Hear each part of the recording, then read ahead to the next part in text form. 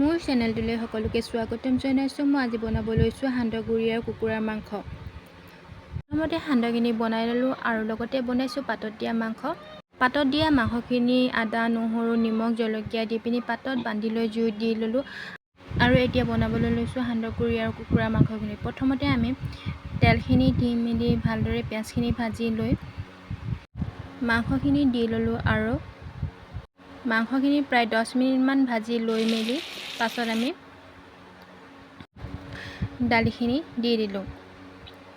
মোৰ ইয়াত নিমখ জলকীয়া দিয়া ভিডিঅ'টো নহ'ল বাবে দিয়া নহ'ল, আপোনালোকে জোখমতে আপোনালোকে দি ল'ব পাৰে।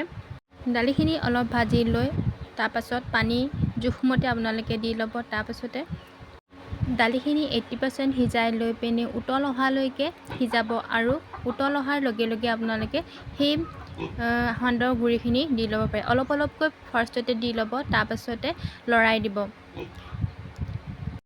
তাৰপাছত প্ৰায় 20 মিনিটমান পাছত আপোনালোকে সিজাই লোৱা পাছত নমাব পাৰে। আমি এই ৰেচিপিটো বনাওঁ ঘৰৰ কাৰোবাৰ বসন্ত ওলালে এই ৰেচিপিটো বনাওঁ।